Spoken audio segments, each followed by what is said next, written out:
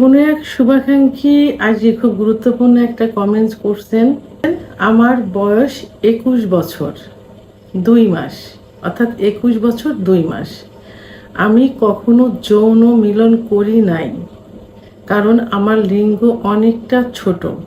সেটার জন্যই আমার স্ত্রী আমাকে মিলন করতে দেয় না।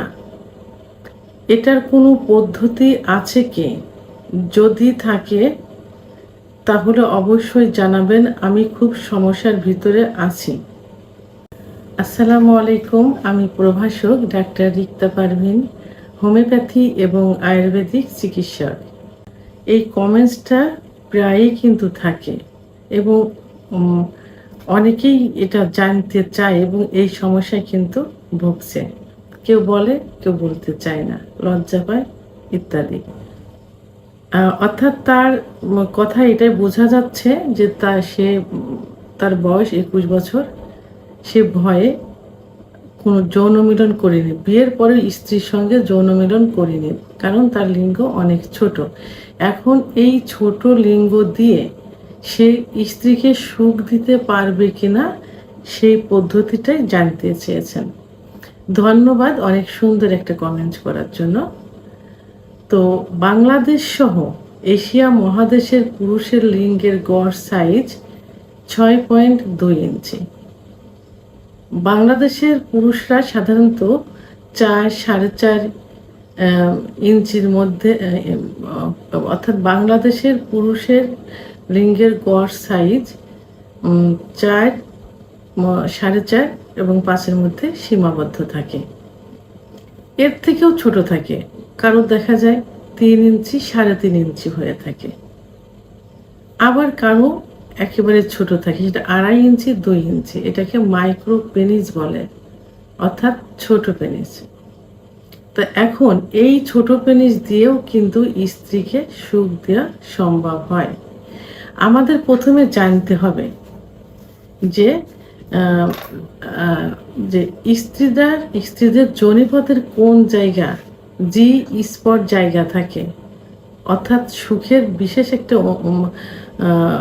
জায়গা থাকে যেখানে স্পর্শ করলে মেয়েরা খুব দ্রুত সেক্স উত্তেজনায় উত্তেজিত হয় এবং সহজে বীর্যপাত হয়। এই জি স্পট জায়গাটা যারা একটু বেটে মেয়ে থাকে তাদের 1.5 থেকে 2 ইঞ্চির মধ্যে সীমাবদ্ধ থাকে। যোনি মুখ থেকে ভিতরে 1.5 থেকে 2 ইঞ্চি। আর যারা লম্বা থাকে তাদের 2 থেকে 2.5 ইঞ্চির মধ্যে সীমাবদ্ধ থাকে যোনির মুখ থেকে। এবং এর অবস্থানটা কোথায় থাকে? এর অবস্থান থাকে যোনির ভিতরে উপরের দিকে, প্রসাবের জায়গা ঠিক নিচ বরাবর থাকে, অর্থাৎ নিচেই থাকে রেকটাম বা মলদ্বার, দুই পাশে থাই বা রান থাকে, তার উপরে যে প্রসাবের যে জায়গা থাকে তার ঠিক নিচ বরাবর এই জি স্পট জায়গাটা থাকে। তা এখন গড়ে হলো 1.5 থেকে 2.5 ইঞ্চির মধ্যে কিন্তু স্ত্রীদের সুখের স্থান জি স্পট জায়গাটা থাকে, যেখানে পুরুষের পুল্লিঙ্গ স্পর্শ করলে, সংঘর্ষ করলে বীর্যপাত হয়।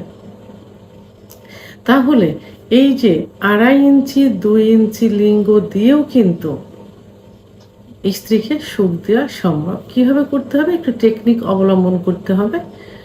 যখন সহবাস করবেন এই মাইক্রোপেনিসের পুরুষ, তখন তার লিঙ্গটা নিচের দিকে ধাবিত না করে, অর্থাৎ রেকটামের দিকে ধাবিত না করে উপরের দিকে, অর্থাৎ প্রসাবের নালীর উপরের দিকে, অর্থাৎ যোনির ভিতরে উপরের দিকে ওয়ালে ধাবিত করতে হবে, অর্থাৎ সেখানে ঘর্ষণ করতে হবে।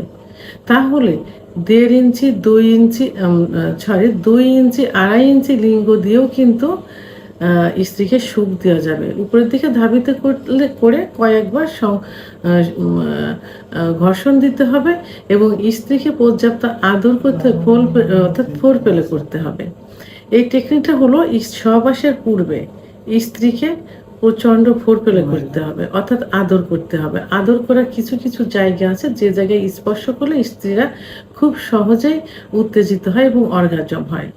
তা এখন মাইক্রো প্রিন্সের এই পুরুষেরা স্ত্রীকে এত পরিমাণে ফোরপ্লে করবে যেন 2-3 বার অর্গাজম হয়, অর্থাৎ কামরাজ বেরিয়ে যায়। তখন স্ত্রী নিজেই বলবে যে এখন তুমি সহবাসে আসতে পারো। তখন কি করবেন? তখন সহবাস শুরু করে লিঙ্গটা নিচের দিকে ধাবিত না করে উপরের দিকে ধাবিত করে ঘর্ষণ করতে থাকবে এবং সহবাস চলাকালীন অবস্থায় স্ত্রীকে ফোরপ্লে করতে হবে। তাহলে খুব তাড়াতাড়ি অর্থাৎ যোনির মধ্যে প্রবেশের 2-1 মিনিটের মধ্যেই কিন্তু স্ত্রীর বীর্যপাত হয়ে যাবে। এই টেকনিকটা অবশ্যই অবলম্বন করতে হবে।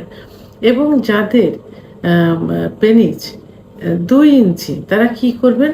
তারা একটু টেকনিক অবলম্বন করে লম্বা মেয়ে বিয়ে করবেন না, একটু বেটে মেয়ে বিয়ে করবেন। কারণ বেটে মেয়েদের জি স্পট জায়গাটা 1.5 থেকে 2 ইঞ্চি ভিতরে থাকে। আর যাদের 2 থেকে 2.5 ইঞ্চি পেনিস থাকে তারা আপনারা মিডিয়াম সাইজের মেয়েদের বিয়ে করতে পারেন, কারণ 2.5 ইঞ্চির উপরে কিন্তু জি স্পট জায়গা থাকে না।